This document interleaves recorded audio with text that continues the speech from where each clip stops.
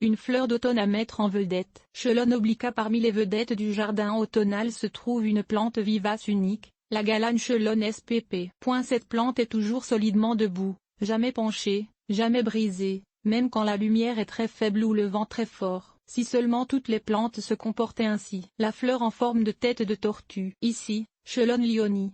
À la toute fin de l'été et à l'automne, des fleurs blanches ou roses tubulaires s'épanouissent sur un court épi au sommet de chaque tige. Elles sont curieusement assemblées, étant plutôt fermées à l'extrémité, avec seulement une petite ouverture et ressemblent à un bec. Les Acadiens trouvaient que la fleur ressemblait à une tête de tortue et l'ont appelée la tortue, d'où son nom botanique, car Chelone, on prononce Kélone, est le nom grec pour tortue. Le nom couramment utilisé, galane, dériverait d'une mauvaise prononciation de Chelone. Tout simplement. La fleur curieuse des galanes est conçue pour ne permettre qu'aux pollinisateurs les plus forts, soit les bourdons, les grosses abeilles duveteuses de nos jardins, et les colibris, d'y pénétrer. Malgré cela, on voit souvent les papillons s'y arrêter pour essayer de voler un peu de nectar avec leurs longues trompes. Les feuilles des galanes sont opposées, en paires, avec la paire immédiatement inférieure placée à 90 degrés. Ce qui donne un effet de croix quand on regarde la plante de dessus. La tige des galanes est carrée. Tout botaniste amateur sait que cela indique habituellement que c'est une plante de la famille des Lamiacées,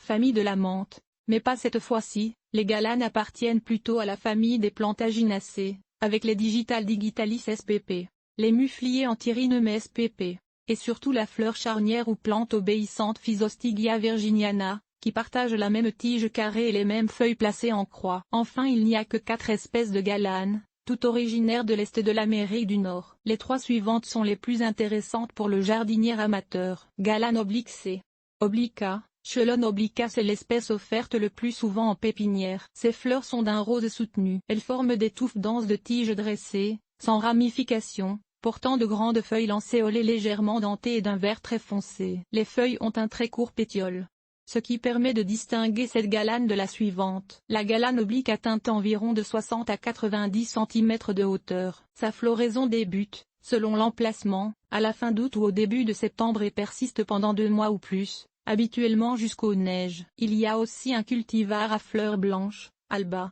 qui n'est probablement qu'un pseudonyme pour C. obliqua. Zone 3. Galane de Lyonsée. Lyonii, Chelone lyconie presque identique à l'espèce précédente. Celle-ci possède des feuilles qui sont munies d'un pétiole un peu plus long. Elle atteint de 60 à 120 cm de hauteur, et ses fleurs sont du même rose que la galane oblique. Hotlips. Le cultivar le plus courant de cette espèce est Hotlips, qui ressemble à l'espèce, mais qui est un peu plus compacte, environ de 60 à 90 cm. Ses fleurs sont d'un rose plus foncé, et ses tiges sont rougeâtres. Tiny Tortugacée. Lyonii Tiny Tortuga est une introduction 2014 de la galane de Lyon. Très naine, elle n'atteint que 35 cm de hauteur et pourrait facilement servir en bordure de plate-bande. Enfin, il y a aussi une autre variété de petite taille, c'est Lyonii Pink Temptation, qui atteint environ 40 cm de hauteur. Toutes ces plantes sont rustiques en zone 3. Galane glabracée. Glabra. Chelone glabra, c'est la galane des forêts et des marécages québécois et acadiens. On la distingue facilement des autres par ses fleurs blanches ou blanches teintées de rose. Aussi, ses feuilles sont plus étroites et ne portent aucun pétiole. Elles sont fixées directement à la tige. Cette galane est une plante des sous-bois très humides dans la nature, mais elle pousse quand même très bien dans un sol de jardin ordinaire. C'est une grande plante de 90 à 180 cm, selon le niveau d'humidité du sol. Plus le sol est humide, plus la plante est haute. Je la considère toutefois comme la moins intéressante des galanes pour le jardin ornemental, car ses fleurs sont moins denses, ont tendance à brunir assez rapidement. Aussi, elle ne pousse pas en touffes denses, mais de façon assez ouverte, ce qui en fait un plant un peu dégarni. Cette espèce est donc surtout intéressante pour les amateurs de fleurs indigènes. Zone 3. Il existe aussi un cultivar, c'est Glabra Blackcase, au feuillage particulièrement foncé, presque noir, et aux fleurs plus denses. Zone 3.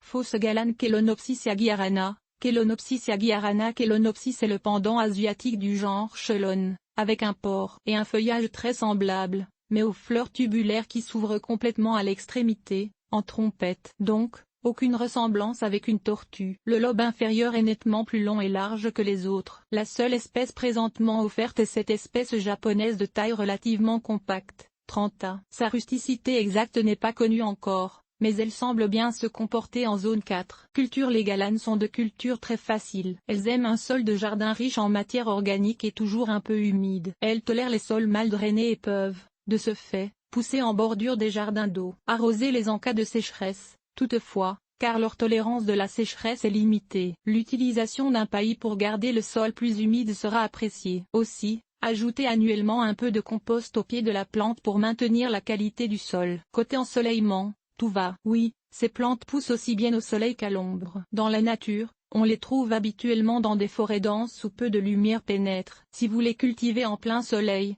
où le sol risque davantage de les assécher, l'utilisation d'un épais paillis est toutefois fortement conseillée, car un paillis aide à retenir l'humidité. Les galanes poussent lentement mais sûrement. La touffe grossira peu à peu et, après une dizaine d'années, il pourrait être nécessaire de la diviser pour réprimer son élan. Pour une multiplication rapide et facile, prenez des boutures de tiges. On peut aussi diviser les plantes, au printemps de préférence, mais aussi à l'automne. Vous perdrez toutefois les fleurs pour une saison, car il faut les supprimer avant de procéder à la division. Enfin, dans la nature, le feuillage des galanes est parfois percé par des insectes, mais curieusement il est rarement touché dans nos jardins. Et même si elles poussent dans un milieu humide où les limaces sont nombreuses, elles ne semblent pas s'intéresser aux galanes. Tristement, les cerfs de Virginie raffolent de cette plante. Si vous avez un problème avec ce mammifère, les galanes ne sont pas de bons choix pour vos plates-bandes. Où trouver des galanes?